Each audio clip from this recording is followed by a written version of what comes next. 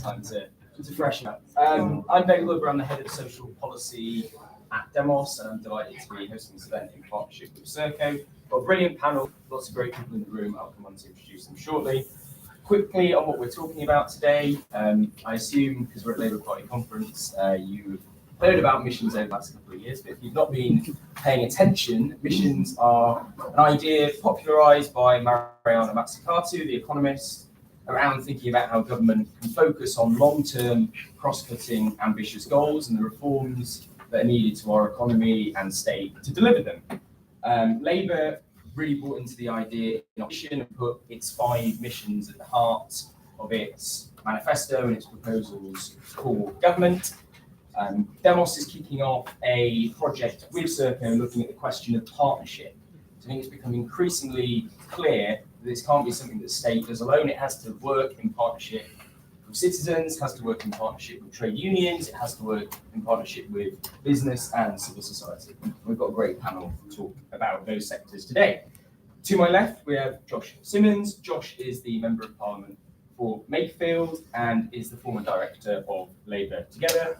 To my right, Sarah Elliott is the Chief Executive of the NCVO and started her career in local government management and has worked for the Mayor of London. To Sarah's right, we have Ravi Gurumurthy. Ravi is the Chief Executive of Nesta, the UK's Innovation Foundation, and an organisation that's done some really brilliant work recently on missions in partnership with the Institute. I'm sure we'll hear plenty about that today. Finally, to Josh's left, Anthony Kirby is the Chief Executive of Serco UK and Europe, and delighted to be working with him on this event today. So that is quite enough from me. I'm going to come to our panellists for some opening remarks, focusing on the sectors they represent. I might ask a couple of questions and then we'll have plenty of time for Q&A from the audience before we finish at 12. So Sarah, what's your view on how Labour can really work in partnership with civil society to deliver its missions agenda? Super, thank you, Ben. So I think the first thing I'd say is it needs to be a really genuine partnership. When it comes to public service delivery, we need to start with the outcomes that we're trying to achieve, put people first, and then process to follow. And often charities are best placed to deliver those outcomes.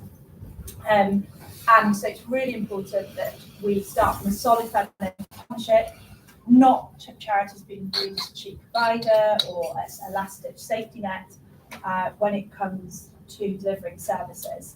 And I'm really excited that we are working with the Labour team already on a new covenant, so a bit like the compact that existed 20 years ago, to really start to kind of flesh out what that genuine partnership could look like.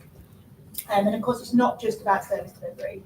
Charities also have a lot of expertise to support the co-creation of policy upstream, and just really important that we find mechanisms to engage with government early, not just at the point of crisis when we need to kind of come together urgently, but be engaged from a really early stage. Another really important point in terms of using expertise of charities is around ensuring that our independence as a sector is respected. We want to be a part of the state, but we are not the state.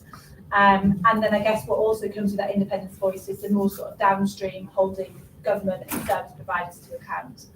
I've got to mention money, because if we don't have those strong foundations in terms of the investment in public services, investment in the welfare system, charities will only be able to do the sticking practice. We won't be able to do that preventative work.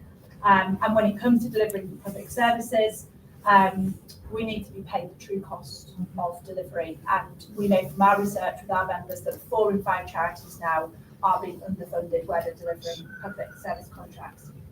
Final thing I'd say is really around kind of bureaucracy and process. Purchasing services that involve people is not the same as purchasing paperclips. And so thinking about kind of how you measure performance in a way that recognises the complexity that comes with people-focused services, that can be flexible, so that when people's needs change, the services can change, and also that freedom to innovate, so you can really respond to the people and communities that you're working in. And the final thing I'd mention is social value. Charities bring inherent social value, and so being expected to demonstrate kind of added social value when we're delivering services is just a bit of a kind of misnomer really when it comes to charities. I will stop there. Cool, thank you, Sarah. Ravi, Thank you very much. I think there's sort of four big shifts associated with mission-driven governance if it's done well. The first is in being genuinely strategic, and let me just say a little bit about what I mean by that. Typically, government spreads itself very thin.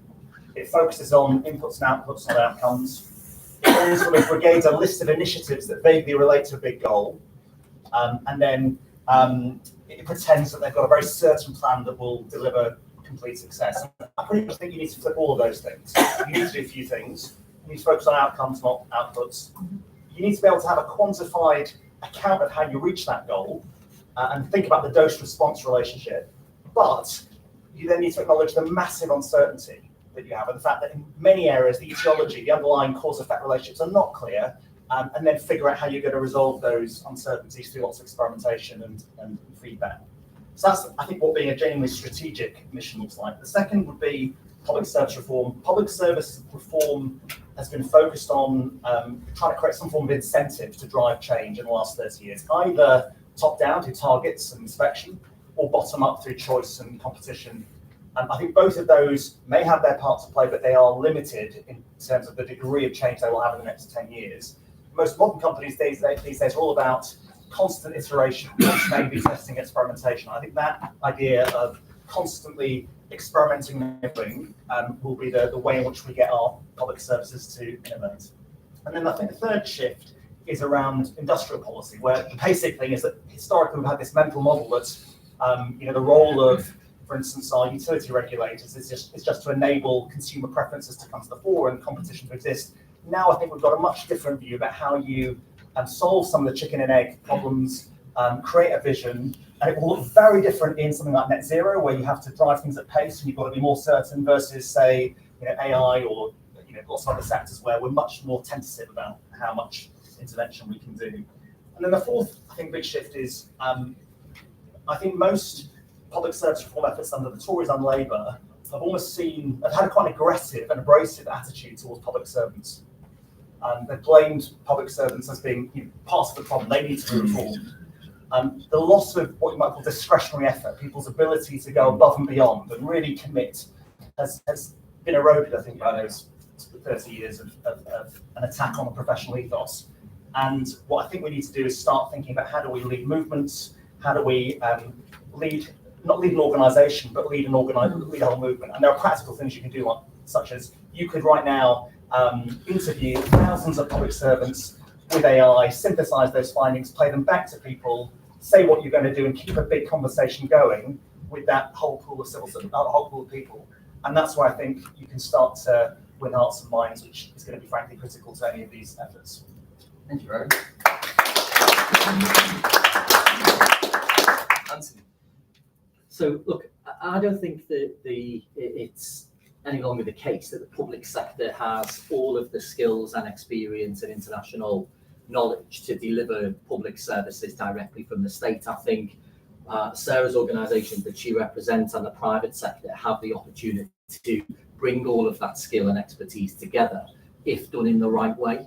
So things you've already heard of from both Ravi and Sarah around outcomes and around publicising KPIs, for example.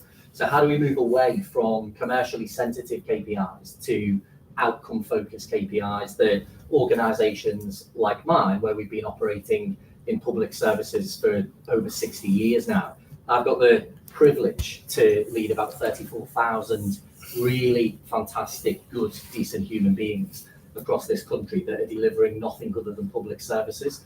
And I'd just like to take this opportunity as we sit here to pay and acknowledge the fact of how proud I am in all of the delivering those public services, working in partnership with civil servants. So I think we're moving away now, and I'm really excited by the new government's ambitions, and certainly for the mission element of the government to be able to work in partnership with the civil sectors, the private and the public sector. But look, I think to answer the question directly, we need to move away from the rigid and transactional approach to contracting of services, whether it's through the voluntary and charity sector or through the private sector, and move to something that's built on trust, openness, and continuous dialogue. I think for me, today is all about how do we reshape the delivery of public services? How do we focus on the outcomes rather than just the inputs to public service delivery, and really bring everybody together, because not one element, in my view, private sector can't do it on their own. They don't have all the answers. Public sector, third sector, and voluntary sector don't. So bringing together the international prowess and experience of all of the best ideas around the world really helps. And on election, we were really excited by the conversations we were having with Sakir and Rachel and some of the shadow cabinet around how do we bring the best of what's happening around the world in public services to the benefit of the taxpayers in the UK, and we're very, very excited about that.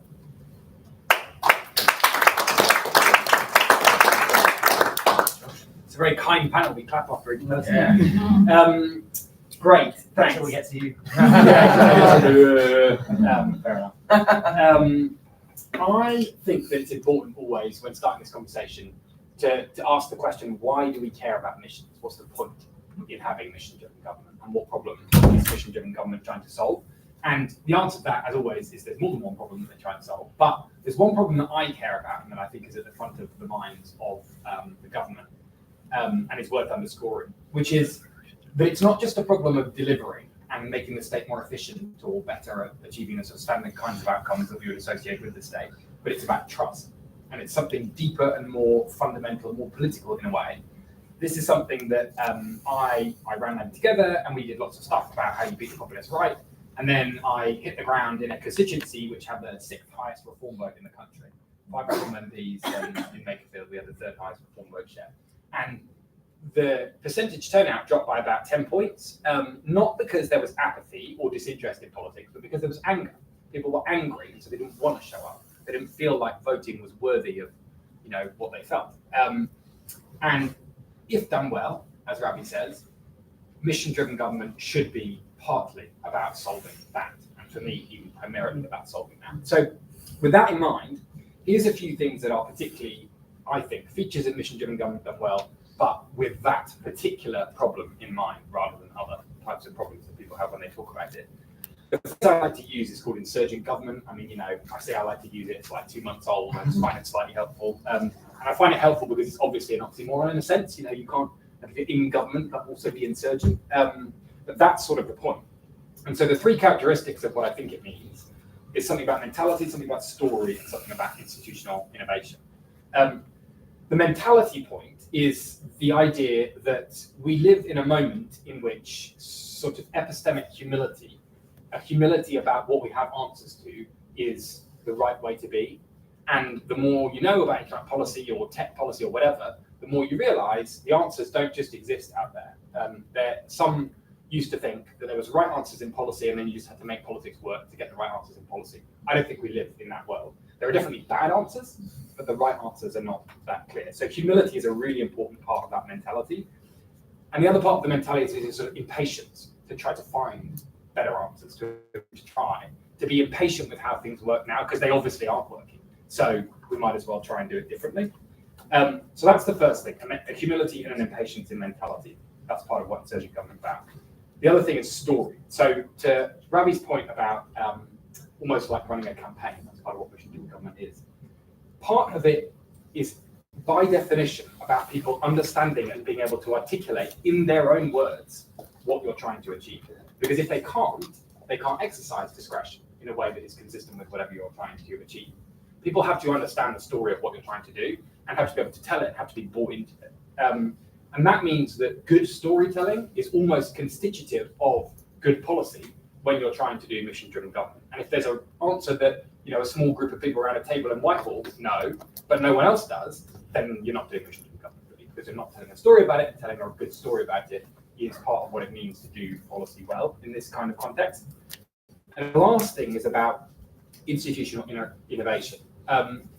And in particular, the characteristic that I think we need to always go back to and sort of be much more willing to experiment with radically is to do things iteratively. we're not very good at like iterative policy in this country. We do something, we forget about it, and then 25 years later, you know, an opposition party says, well, that was a bit stupid, or that isn't working how we intended it to, but we've long, you know, the sort of circus of Westminster, as people often say, has long moved on. And to be iterative is to hold yourself to account for what you've done and to go back and look at it again and again and again, and then to try to improve and go back and again and again. And that's very hard because, you know, the connection between that and sort of the daily news cycle is tricky. You know, you've got to say, well, it didn't quite work like we intended. You know, that's when was the last time you heard that brief? But unless you are iterating, you're not doing mission-driven government, because to have a mission is to know what it is you're trying to do and then to be willing to experiment with how you try and do it over time. So that's the last thing, is being willing to be quite clear about the what, but quite radical about the how in terms of institutional innovation. Thank you, Josh. We're very kind of you.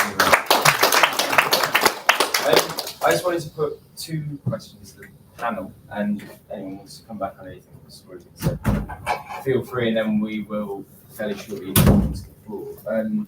As this kind of theme of experimentation, iteration in Josh's language, and through Demos's work on public service reform through our public services task force, really kind of be inspired by the ideas around experimental governance development here and also around the world.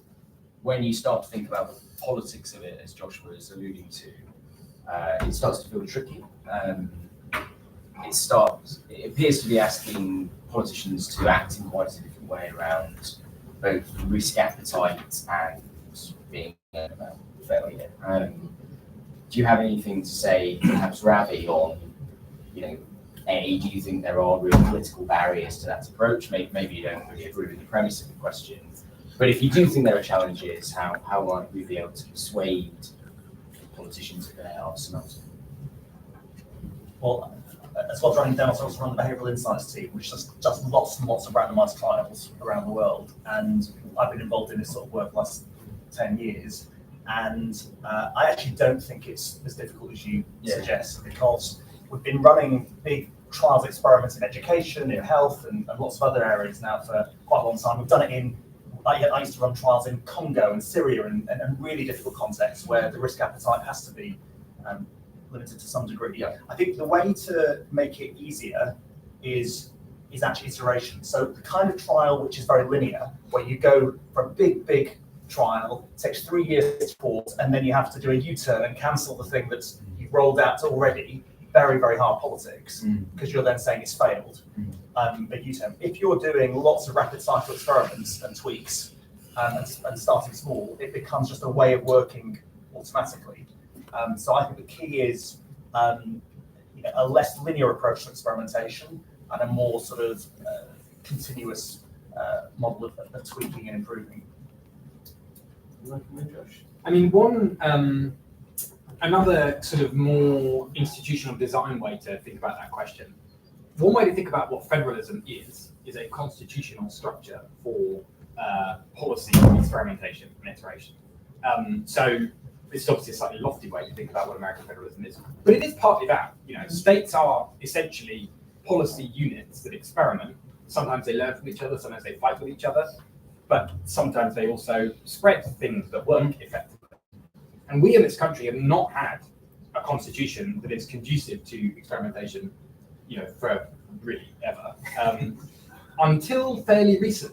And it's deeply dissatisfying and unsatisfactory and weirdly designed and so on. And if only we could have a more rational structure for some of it, like local authorities, combined authorities, etc., then we might have a more rational structure for experimentation. But in our bizarre, you know, typically British way, we have sort of accidentally fumbled into something that is a bit like a structure for experimentation. So what GMCA are doing, for instance, at the moment, on bringing together lots of weirdly hypothecated Westminster policies that don't make sense at all, and tying them, knitting them together into something that makes sense from the perspective of Manchester's economy and its citizens, is innovation and experimentation. And it is shaping how, in Tyneside and in South Yorkshire, they are learning from that. And that is what that is. And we should sort of celebrate it and talk about it. And the only version, Westminster does not have to be the only site in which we do this. And in practice, the most interesting versions of it happening in this country, I think, and they are happening in some of these new institutional structures that can be effective units for experimentation.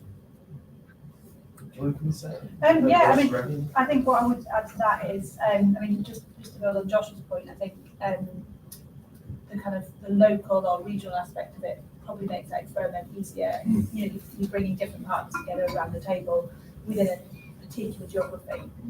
And I think, you know, in terms of charities, they're often freer to innovate than public services, and so that kind of makes them an ideal partner around that table. And of course, where there is any surplus, charities are investing all of that back into service development and innovation and responding to changing needs. I mean, I just want to pick up on this point about natural experimentation, because there's actually experimentation happening in every single classroom or prison or social work department, but we're not learning, you know, what is actually working from that. So to give you an example, why is it that Hackney and Newham almost completely eradicated the gap between kids on free school meals and the average achievement at age 5? We're not collecting the data on inputs, outputs, outcomes to really understand that. Look at change of schools. There's huge variation within schools, within those trainings and between them. And now, you know, particularly during COVID, we were videoing lessons. We could have, you know, we could have actually tried to look at the correlation between those different lesson techniques and the outcomes. So the data underpinning for this is really important. Can I just ask back to the point Josh made? I think you used the word epistemic humility, which I think is a really, really important change in our sort of public policy understanding of the last 10, 20 years. I think what's really interesting about mission-driven government politically is how do you combine searing ambition and confidence that we're going to change the world, we're going to have the highest growth in the G7, and we're going to get to net zero 2030 with epistemic humility. And I think it is possible because it's almost a politics which says, look, I'm bloody determined, I'll do whatever it takes, you know, whatever it takes to get that thing done. But we're going to learn, we're going to experiment, we're going to pivot. And trust me, I'm not going to give you a fully worked out plan right now. Don't ask me for that, but we're going to get one. And that's a different kind of political language, and the media and the pressure is always to come up with your sort of certain idea. So I'm looking forward to Josh sort of how you embody that. Can I just add an announcement first? Yeah. No, I was saying, Anthony. Yeah, super. So look, I think one of the things that we look at when we look at government procurement, and it's about 256 billion across the UK annually, is that government generally procures by contract rather than by outcome-driven mission. And what we'd really like to see is procurement move to outcomes rather than inputs. So to give you an example, so in our prisons, and a bit like Sarah, we're sort of slightly freer to be able to experiment and innovate and start small and scale fast, is we've implemented a different regime in some of our prison establishments that you would see in the public sector, which we're hoping will help reduce reoffending, because we're having people doing education and learning for 6 days, or they're working for 6 days, because it's pretty difficult to spend the weekend on a wing without much purposeful activity. And one of the things that we want to try and see is the new government sort of bringing together policy and politics, because typically if you make a decision now, you want to see an outcome in the next couple of weeks. Actually, what you are likely to see is not the outcome you're looking for in the next couple of weeks, but in the next couple of months, and dare I say, maybe even the next couple of years. So the ability to make a decision and hold everything accountable to that decision, be focused on it, I think is something that we're really looking forward to in the new mission-led government.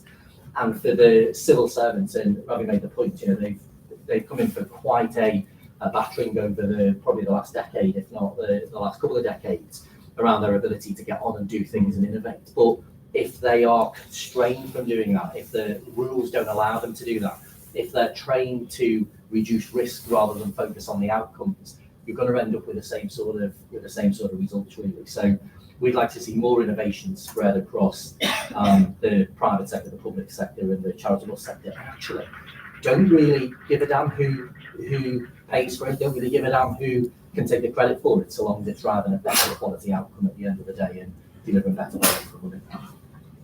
Josh. I don't want to talk too long. We've done a back and forth. There's lots of big brains in the audience who've got no doubt interesting questions. I mean, the only thing I would just underscore about what we've said is to do that, have a clear mission, be humble about the how. You have to be willing to be radical sometimes, and that is hard. and you have to be willing to take risks, and that is hard, and you have to be impatient. That is also hard because it's exhausting.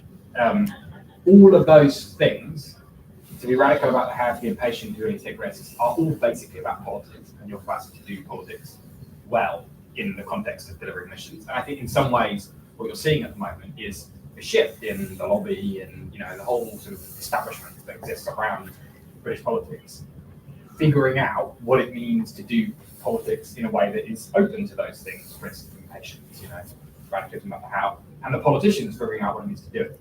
And that is hard, haven't got any answer, it's not finished yet, clearly. But it is also really important. The prize is great. And, one of the things I often say to Jeff is, if you think you could do a better job of doing all of those things, be my guest, tell us how it's done. But it's hard. So, it requires, weirdly, from the observers of it and the commentators about it, a bit of patience, which is one thing they definitely do not have. So just to sort of pull that out as a theme of what we've talked about, everything that we're talking about here has massive implications for how you do politics and how you manage the cycle of media and the kind of stories you tell, so on. And it requires a set of things and characteristic, almost dare I say, virtues of politics that we have not had for quite a long time. Cool. We are going to take some questions from the floor. Let's take them in twos. So we'll go this gentleman there and then over back. Thanks for the Oh, discussion. sorry, do you want to just maybe say your name and if you have an institutional affiliation? Okay, hi, I'm David. I have no affiliation. I'm a member of the Labour Party. I'm here for that. Brilliant. And I'm incredibly excited by the discussion that we've had so far. I think the angle on innovation and experimentation, I'm very enthusiastic about it. It's ambitious, it's exciting, as I say. There's the level of how you do that in terms of we've got a mission, how do we come up with the experiments we should do, how do we decide which we should scale and then implement more broadly. But there's the how do you actually enable that to happen across the board, across the machinery of government, across the civil service. And so my question is, if you're Chris Starmer, Rachel Reeves, other cabinet ministers, how do you actually get what is a remarkable step change in attitude and mentality to operate across government? Brilliant. Great question, David. Thank you. Grace? I'll stand so you can see me. Hello. I'm Grace Duffy from Bridges Outcomes Partnerships. I actually wanted to pick up on a really similar kind of point, actually, which is that we have this real consensus on some of the what, that we need to move away from siloed commissioning to be more holistic, that we should have more partnership between the BCSE sector and the private sector delivery, and really more sort of long-term preventative. But the real sort of, the key thing is going to be how we actually do that. And I think my sort of reflection, especially as a civil servant, is that actually there are some real things about the structure of how services are designed and funded, which actually we don't need to necessarily be that radical in the how. These are relatively simple things. If we pulled budgets, if we started paying for outcomes in our contracts instead of inputs, and we really managed to get away from that really sort of siloed and short-termist thing. So I just wonder on the panel's views about sort of, the prospects for that happening and sort of how we can make a change. The answer to that. Great, two great questions. So Grace's question, I guess, moving away from a siloed approach to public service delivery towards focusing on outcomes, how can we really make that happen? And then David's question, we haven't actually really talked about, government structures, mission delivery boards, what number 10, what Prime Minister might be able to do to enable this stuff. So a question on how do we really shift the dial on public service reform towards the things that a lot of us in the room have spent quite some time talking about.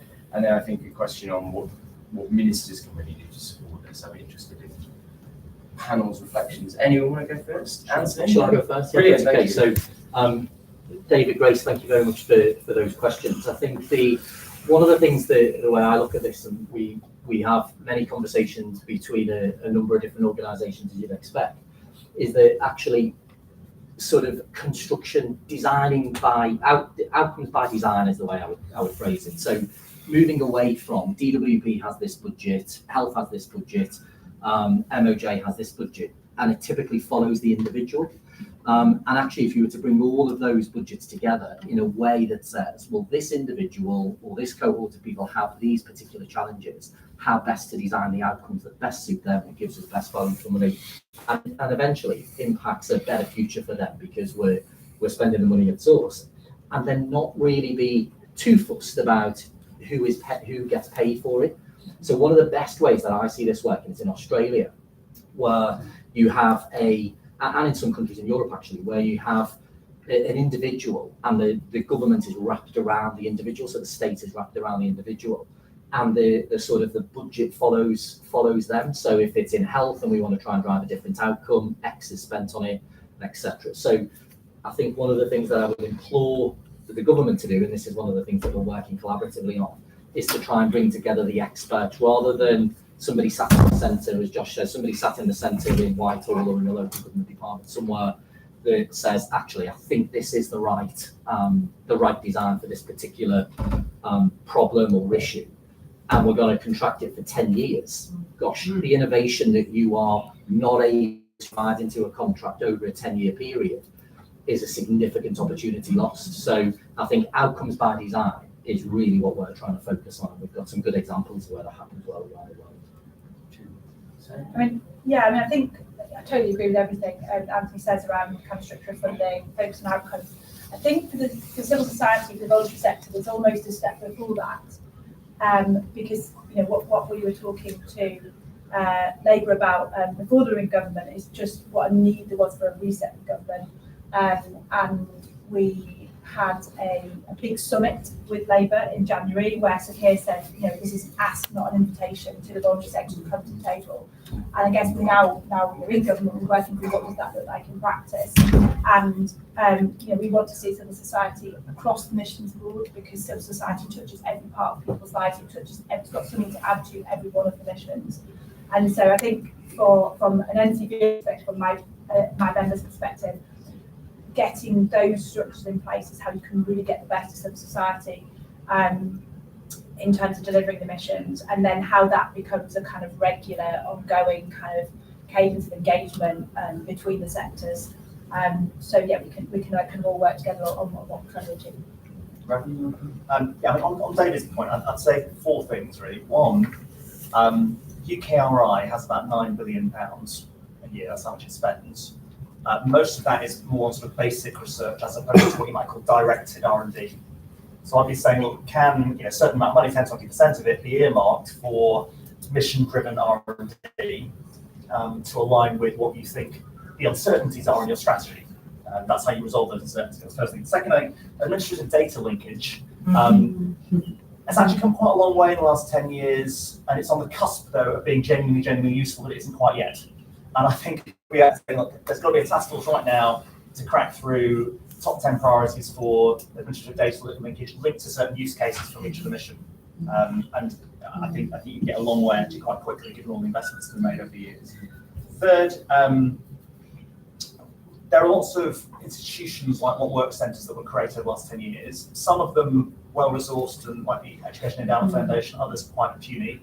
But they're also slightly separate from government. And I think what you want is, there's some values in independence, because that leads the profession in a better way sometimes than it's part of the criminal justice system. But I think you want bits of government that are genuinely engaged in evaluation, data collection, and driving the adoption of what works. And I think you need perhaps new institutions that span the sort of central government boundaries.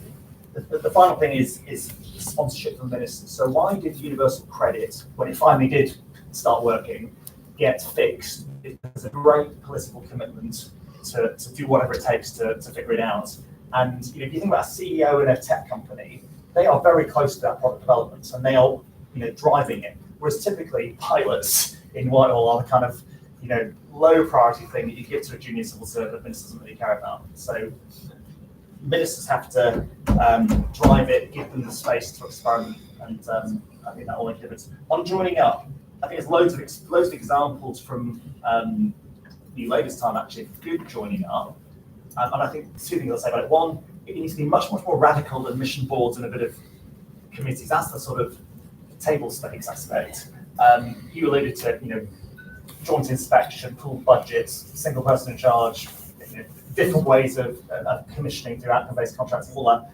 There's loads of things that you can do. What I think is even harder, though, is convening power is very distributed in most of these systems, particularly thinking about net zero and the more economic challenges. So how do you corral the distributed power within the public sector, the environment agency, the Crown Estate, Crown State Scotland, and the private sector. I think part of that is about working in the open and really being prepared to say, we're going to have a different relationship with you. We're going to work in the open. We're going to have constant feedback, and we're not going to be scared of either being captured by those vested interests or scared because you don't particularly want to engage with the private sector. You've got to engage. I think. Yeah, I mean, I think in a way that Ravi's last point there is the answer to both Grace and David's, or it was a version of the answer I was going to give to both those questions. I think they're related closely in a sense. So, Grace, if I take your hypothesis as being actually the structural change, the innovation we need is actually quite well understood. And if you take an issue and then you read the 10 best papers on it, the sort of overlap between them is often quite big. Not always, but often. So the question then is, why is it not happening? And I think vested interests are a large part of the answer to that question. And so I think the question of the answer is, in relation to David's question, well, what do Rachel, Kieran, so on, what do they do? It's partly about what does it mean to be a good leader in taking on those vested interests? Because it's a very difficult, what you don't want to do is talk down the civil service, say that, blame it all on the people who report to you, and just, erode morale. Because nobody's sitting there going, how can I thwart the government? Maybe not nobody, but not that many people are sitting there going, how can I thwart the government's agenda? That's my thing I wake up, focus on every morning. And yet. And so I think, the word that I often go back to is impatient, but another version of it might be pugnacious. You have to have a certain quality, I think. And I say this as an observer, I've never done it, so it's like I'm a commentator here, really, easy thing to say, probably very difficult to do. But you have to be able to motivate and mobilize and distill what's important and identify it in the morass of, paper in trays and so on. And that is about, all kinds of qualities of leadership, but how you structure your time, for example, is one thing that we don't often think about in relation to what politicians do. But the pugnacious bit of it comes back all the way to the problem that I started with.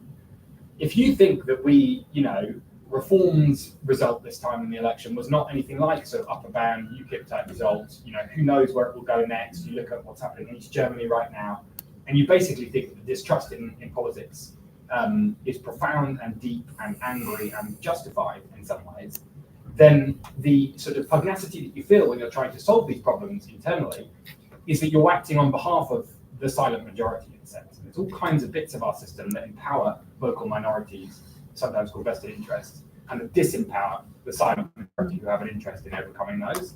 And that, good political leadership, good ministerial leadership in a context like this, I think does that.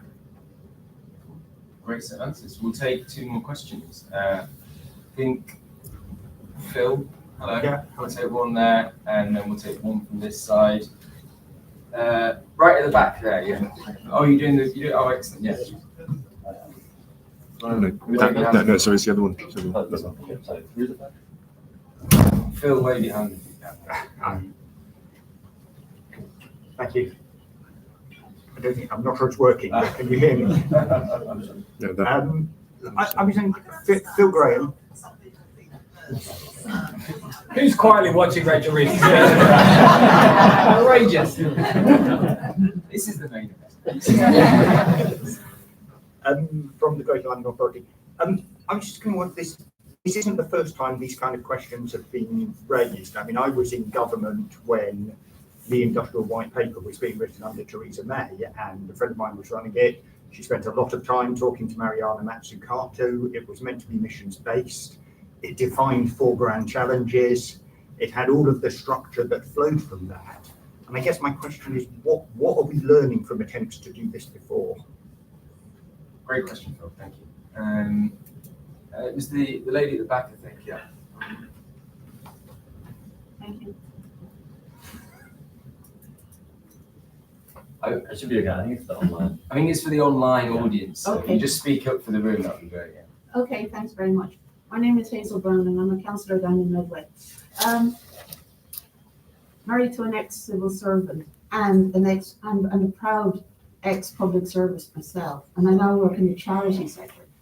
Sorry about all the boring background. The question really is this a good opportunity to celebrate the professionalism that's at the top of these type of organisations. I remember before the last Labour government got elected, there was this demonisation of our education professionals, and there was a demonisation of public sector workers. Now we've got the opportunity, I think, to stop running this division. And how do you think we, as ordinary, proud members of the Labour Party, can influence that being a success? Cool, thanks, Hazel. We've got a lot of hands, so actually we'll be very generous and take one more question.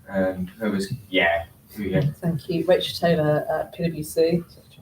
I'm sorry, Rachel Taylor, PwC. So I guess I'm interested in, the missions are really big, so therefore scale is really important. And I reckon the advantages around kind of scaling versus creative innovation. I guess one of the things, though, is thinking about the relationship between central and local delivery, some of those things. In a pilot, we were involved in supporting some of the work on Pathways to Work, which looked at economic inactivity in Barnsley. And actually what was really powerful about that kind of work was it involved lots of local actors, including the voluntary sector, including lots of different parts of the public sector. And actually the challenge now is how you scale that, because actually the benefits felt of delivering improved economic inactivity or reducing it are felt by the Treasury, the Department for Work and Pensions, but actually the costs of delivering that are very much felt in the local area. So I guess there's a question about how do you start to deal with that kind of balance of benefit and cost, so you do enable local innovation, but actually ensure the benefits are delivered at scale nationally. Three great questions. So Rachel, on the perennial challenge of spend not necessarily aligning with the benefits from the spend, and do we need to start to get serious about finance and budgets in the public sector, and maybe some of the single settlement work around combined authorities begins to get us in that direction, but interested in panelists' reflections on that. Hazel's question around, is this a time, I think we've heard from panelists that they agree that it might be where we stop the demonisation of public sector workers that some politicians over recent decades have engaged with, and how do we make the most of that opportunity?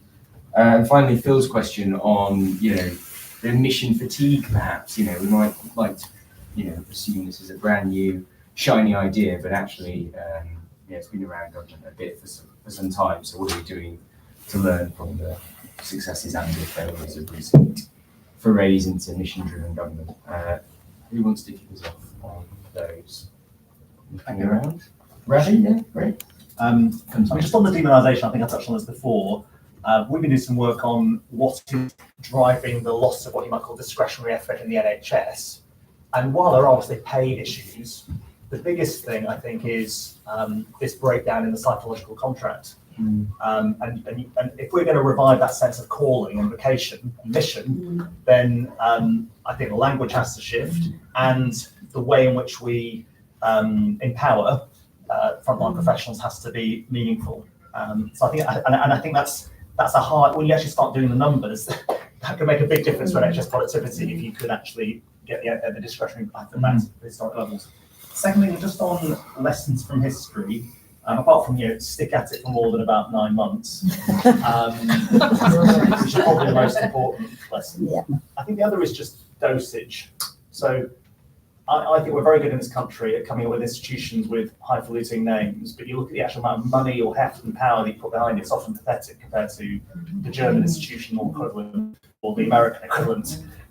So that's the first thing. I think in net zero, you see actually we're going to be spending 350 to 500 billion pounds in net zero in the next 10 years, and we have got some mechanisms to drive that deployment. That's probably the exception, because all the other sort of sectoral plays, I think we're pretty underpowered. Final thing, just on central, local, and how you ensure that the actor that generates the benefits captures those.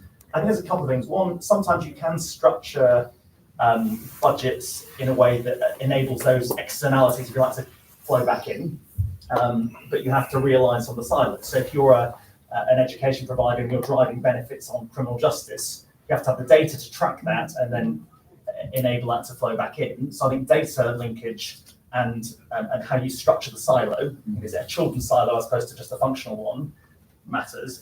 The other is sometimes I think central government almost acting as a sort of investment organisation trying to work with localities, rather than just saying, sometimes the version of devolution that I think is not helpful is, hey, it's not really difficult stuff, you go and do it. That's when I went to local government, I wanted an engaged central government, bringing prepared to back and invest in risky ventures and share the proceeds. So, Yeah.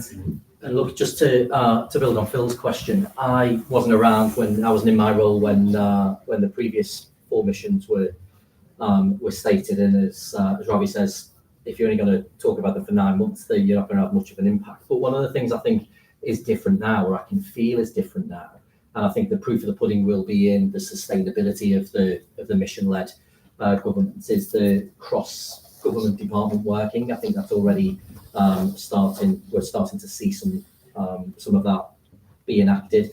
I also think openness and transparency is really important as well. So as Josh said, trying to sort of do things quickly but do it sustainably is going to be the real tough part of the task, really. So how do we innovate and move quickly is going to be pretty important.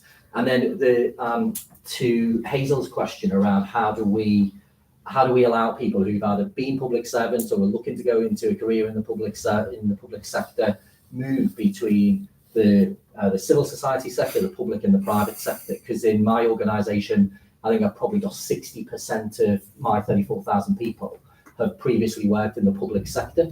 And the challenge between public and private, and when something goes wrong, we demonise the people on the front line, is really, really bad, whether they work in the public sector or the private sector. So I'm a big fan of trying to see how do we share the expertise and knowledge between each of those 3 sectors on a continuous basis to make sure that those missions are constantly and always at the forefront of our mind when we're looking at outcomes and we're moving forward with public procurements.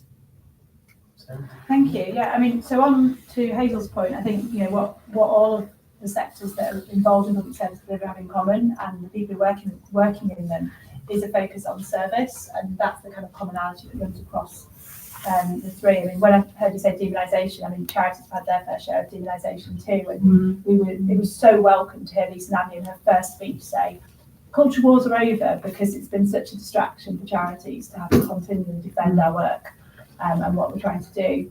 In terms of learning, I mean, I'd agree with what you said on longer term. Kind of the first thing that came to my mind, I think, I mean, and where this plays out so badly in a charity context is where we've got year-on-year contracts, and every March you make, they're just after redundant only to rehab, and if you win the contract again the next month, and it's just so wasteful and so disruptive for people and for communities in terms of services.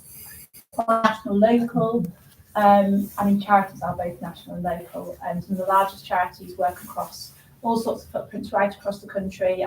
Some are federated charities in every locality, and really bringing together the best of local knowledge, but also that sort of national scale brand and resource. And so, I mean, I suppose that kind of the final point I'd like to leave with you is, we're here to help, and we really want to help deliver the missions, and can bring that kind of local knowledge, but also that national scale where it's needed. Josh, keeps coming to you to sum up all of these. Yeah, so I think Hazel and Phil's questions I can be very quick with, because Hazel, I completely agree, and I think and I hope you started to hear that. Those public sector pay deals are not an accident. That's a choice, and I think we actually do more to sell them and talk about them and celebrate them. But they're a choice. So I completely agree with you, and I think that's what you started to see, and you will see more of. Phil, I think the difference between then and now, and one of the things we can learn, is that unless missions are a politics, they're part of a politics and a political project and a way of thinking about politics, ain't going to work. Because ministers aren't brought in, the cabinet are not talking to each other. There's all sorts of things about the political, like the fact that, to take data as an example, Darren Jones, Peter Kyle, and Wes Streeting in the health sector talk to each other all the time. And even when their departments tell them they can't do something, they just go, can we really not do this? Let's just do it. That's a big deal, and that's politics. And that was, couldn't have been further from the Theresa May operation and others before it. So that's, in short, it has to be a politics. Rachel, I think your question is really hard and difficult, and I don't know the answer, is the truth. But one of the things I often think about is, what does it actually mean to scale? So I used to work in the tech sector. Scale. And obviously, if you're in Facebook and you've got basically a consistent way of building machine learning models on very consistent data sets, scale is quite a conceptually simple thing. You try a machine learning model and then you literally just roll it out across 15 different products. Scaling from Dagenham to Wigan is a completely different ballgame. Different NHS structures, different funding structures, different people, different cultures, etc. You know all that. But therefore, I think that sometimes scaling, we think of it as this works, let's roll it out everywhere. And actually, it's subtler and slower than that. You have to go, okay, they did this thing in this way. And then you have to sort of think about the principles that underpin it and how it would apply in your case. So often I think scaling is less about rolling out and more about forums for learning and sort of thinking about your own context. It would help if we had a less insane state, generally. But like if you wait for us to rationalize our state, then you'd probably wait forever. So I think that getting away from scaling as like rollout and towards scaling as thinking about what happened and why it worked and then applying it, so learning in a sense, as well as a state that then backs and invests is part of it. Awesome. I think this might be our final round of questions, so really wave your hand vigorously. So I'm going to take Dan, you watching? Mm-hmm. Lady at the front. And we'll go lady to the right of Rachel and then the gentleman behind there. Thanks. Imogen Parker from Ada Lovelace Institute. I'm totally on board with greater experimentation and iterative experimentation. I wondered if you see a tension or whether we need to kind of evolve our narrative around solidarity and consistent treatment when it comes to public services, if you are bringing in that ethos, and how we make sure we're not undermining that, or whether or not we, alongside the, what was your phrase, epistemic humility, is there also something we need to do that brings the public on board with the fact that their entitlements might change week by week area? How do we square that circle? That's a great question. Thank you. So building on that, I'm Ali Griffin, Chief Executive at London Councils. On my way up on the train yesterday, I got a bit droopy-shouldered because I saw some commentary from a couple of people I usually really respect saying missions are all, the problem with them, it's going to be about doing stuff to people and to communities. And I actually, I'll be really honest now, I think the absolute opposite, but I'd be really interested in hearing from the panel about how do we ensure communities and residents and businesses too are involved as part of that coalition. Missions seem to be the vehicle for that, but I am worried already that we've lost that argument. Thank you, Ali. Thank you. Richard Mollett from Relex PLC, but this is really a personal capacity question. What are we to make of those policy areas like immigration, foreign policy, defence, culture, transport, which aren't in the 5 missions? Are they second tier, second order issues for the government, or do you find a way to explain them within the context of the other missions? And relatedly quickly, the missions appeared rather out of a blue sky, as much as an electoral exercise and anything. Is there going to be a review of the missions if Labour gets a second term? Would we see refreshed missions, and would there be consultation on that? Wow. Okay, we've got about 5 minutes left, so it's probably going to be 1 minute each. What's going on with the mission, policy areas that aren't in the missions, and will Labour review the missions? Get the crystal ball out. Second question, Ali, is around concerns that the missions agenda might be becoming doing things to people rather than working in partnership with communities. Do people have reflections on whether or not that's a concern? And then Imogen's question around how do you balance a more experimental approach to governing with the need to develop certain consistency for reasons of equity and fairness? Who wants to kick us off? You've got about 1 minute. Anthony, go on. So for somebody with my accent to talk for 1 minute is quite a tall order. But look, can I answer Ali's question actually, and then maybe of course, yeah. Or something.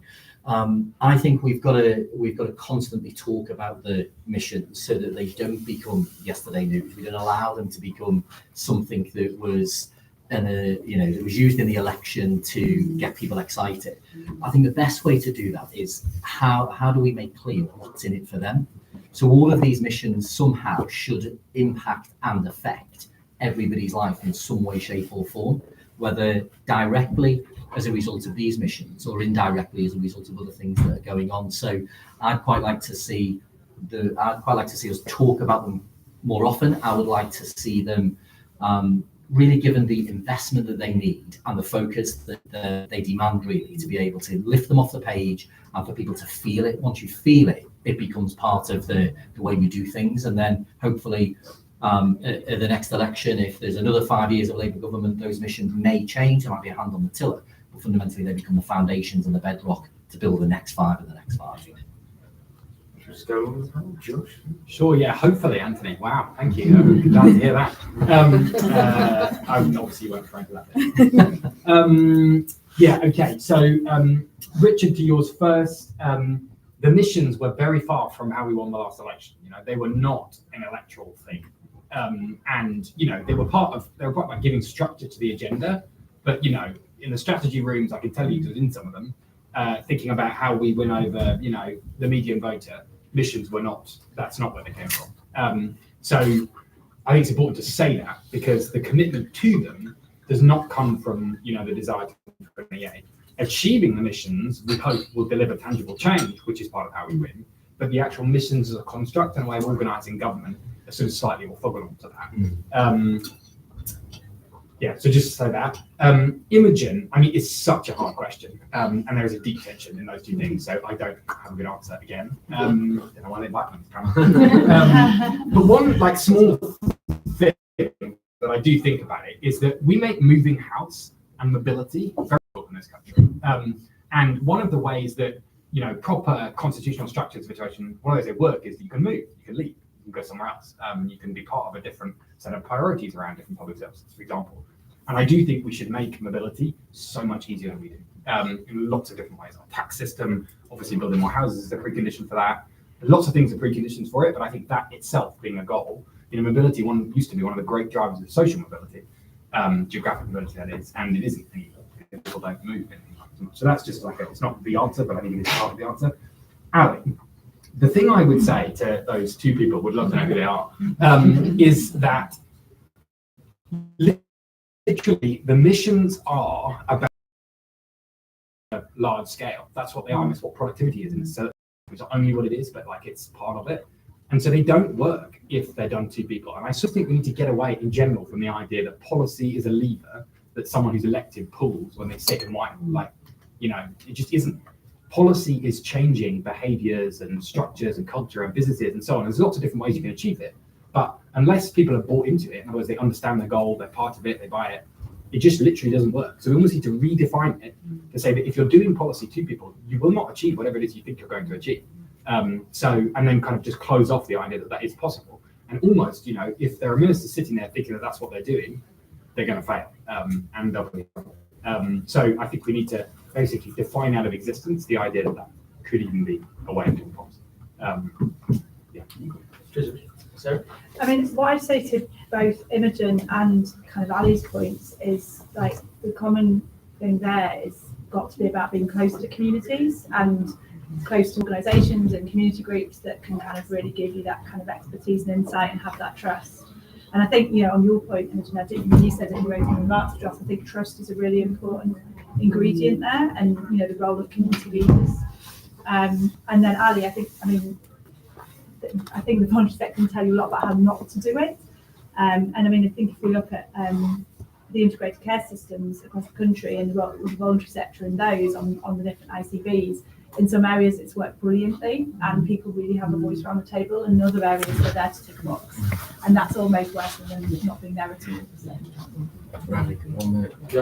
Okay, on that question, I mean, I think firstly, if you look at a lot of the experiments you run, the average conceals quite a lot of variation and heterogeneity.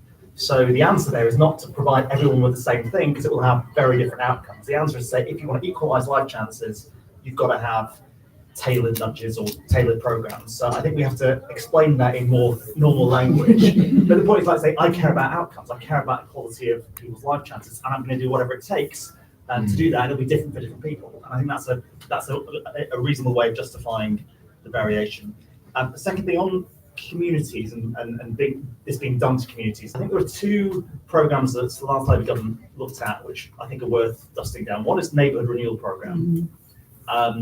And you know, things like neighbourhood managers, and really sort of saying, let's focus on that unit rather than just the town, the city, or the north-south divide. We've sort of lost that interest in neighbourhoods. And the second, actually, when I was working with David Miller, push things down, not just down to the town hall, but down to the neighbourhood. And it's things, some of these community institutions, whether it's Sure Start local programmes or extended schools or safer neighbourhood police teams, how do you make them, really porous, interactive institutions? I think can make a really difference.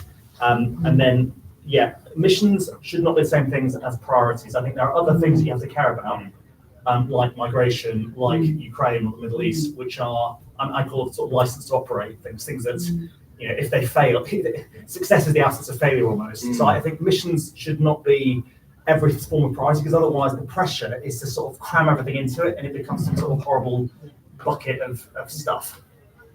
Cool. We've done it all, haven't we? Yeah. Labour mobility, epistemic humility, dosage. I love the use of dosage in this campaign. What great panel and what great questions. Round of applause and sort of